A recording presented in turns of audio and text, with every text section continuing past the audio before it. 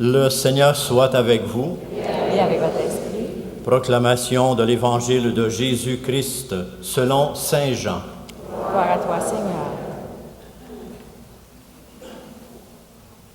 Le premier jour de la semaine, Marie-Madeleine se rend au tombeau de grand matin, alors qu'il fait encore sombre.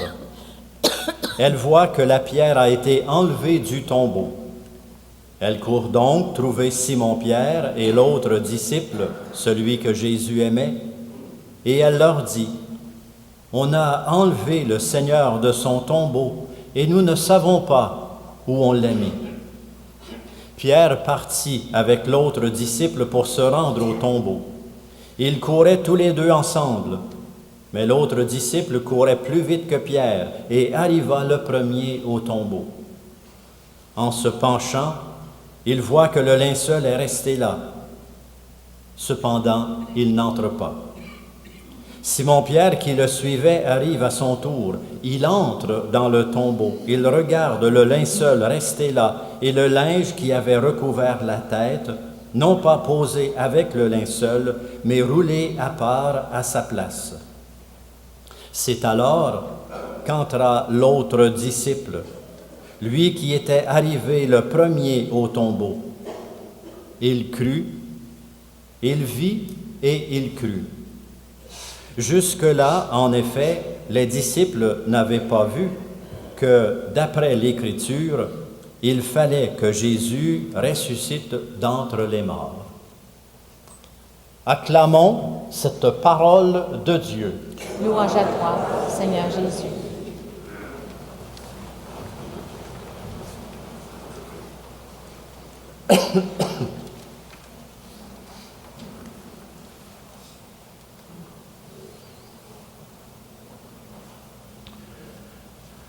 Le premier jour de la semaine, Marie-Madeleine se rend au tombeau de grand matin. Le premier jour d'un monde nouveau. Le premier jour d'une expérience de foi inouïe. Le premier pas dans cette expérience que l'Église aura à porter avec elle dans sa foi, l'expérience de la résurrection. Non pas l'expérience de la résurrection dans le monde final, non pas la résurrection après la mort, mais la résurrection au plein cœur de la vie, au plein cœur de notre quotidien, au plein cœur de nos joies comme de nos difficultés, comme de nos souffrances, au plein cœur de notre histoire, au plein cœur de notre monde, le monde réel, le nôtre, notre vie. De grand matin, Marie-Madeleine se rend au tombeau. Il n'y a rien dans le tombeau, et elle court pour aller chercher les disciples, Pierre et Jean, qui viendront. La résurrection, c'est un moment bouleversant dans la vie des disciples, parce qu'ils entrent dans une expérience nouvelle. Ils avaient vécu le vendredi, la mort au calvaire. Et là aussi, cette expérience avait été une expérience bouleversante. Ils avaient donc besoin d'une expérience très forte pour entrer dans la foi.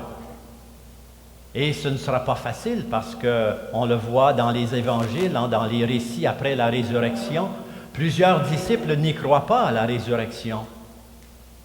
Parce qu'ils avaient été témoins de la condamnation et de la mise à mort de Jésus. Dans notre expérience de foi, nous avons, nous aussi, à apprendre, à vivre cette expérience de Pâques qui est comme un chemin. Je dirais que la résurrection, c'est un chemin de vie.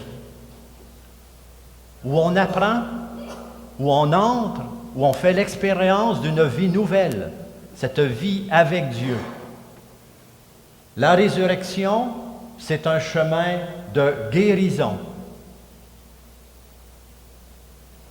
Et la résurrection, c'est un chemin de croissance.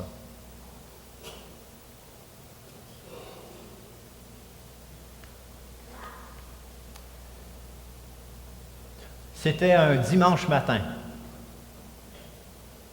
Marie-Christine, une petite fille, s'en allait à la messe de Pâques avec sa mère. Et sa mère lui avait parlé de Jésus, peut-être qu'ils avaient participé au jour saint. Alors, dimanche de Pâques, ils s'en viennent à la messe, ils s'en viennent à l'église. Et là, ils entrent, et la petite fille de 7-8 ans regarde l'église, puis elle voit le crucifix. Et là, elle est un peu scandalisée. Elle dit, tire la manche de sa mère, puis elle dit, « Maman, ils ont oublié Jésus sur la croix. » Parce que la mère lui avait dit que Jésus était ressuscité. Il ne devait plus être là, dans sa tête d'enfant. Ils ont oublié Jésus sur la croix. Et là, la mère commence à lui expliquer. Elle lui dit, « Tu sais, Marie-Christine, on a besoin de garder Jésus sur le crucifix parce que on a besoin de lui pour regarder notre vie avec ses difficultés et ne pas lui tourner le dos. On a besoin de Jésus sur le crucifix pour nous rappeler que Dieu nous a aimés de façon infinie. Il a voulu donner sa vie. Il a passé à travers la mort. Il a vaincu la mort. Il a vaincu le péché. Sur la croix. Et il nous donne le signe dans la résurrection. Mais la résurrection, c'est une expérience de foi.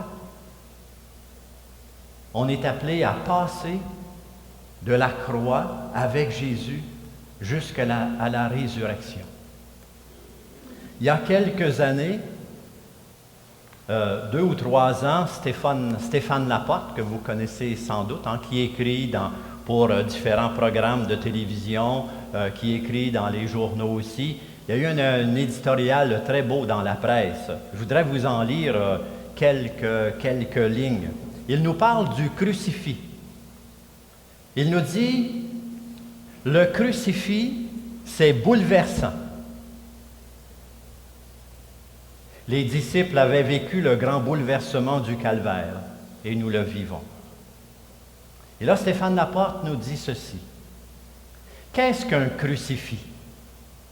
Si ce n'est la représentation d'un homme qui donne sa vie. C'est beau un crucifix, parce que c'est tellement à contre-courant de tous les symboles de puissance qu'on voit dans notre monde.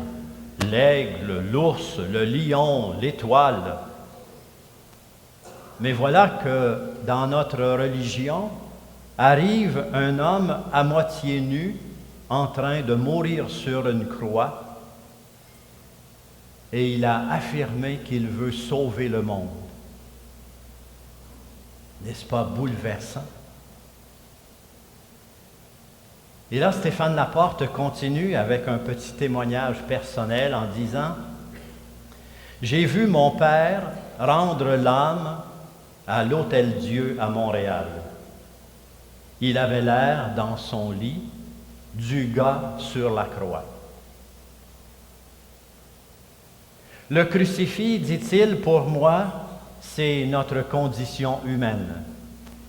Et ça me fait du bien de temps en temps de me le remettre en plein visage, ça replace mes valeurs. Le crucifix a cet effet-là sur moi, ça me ramène à l'essentiel. » Marie-Christine était en quelque sorte scandalisée parce qu'elle pensait qu'on avait oublié Jésus sur la croix. Et Stéphane Laporte nous dit, c'est beau un crucifix parce que ça me ramène à l'essentiel. On a besoin de la croix pour nous rappeler ce moment où Dieu s'est donné totalement, sans limite, en Jésus son Fils, où il nous redit son amour. Et on a besoin de la résurrection pour entrer dans cette expérience de foi qui nous dit que le Christ est ressuscité et qu'il a vaincu la mort, qu'il a vaincu le mal, qu'il a vaincu le péché. Dieu nous rappelle aujourd'hui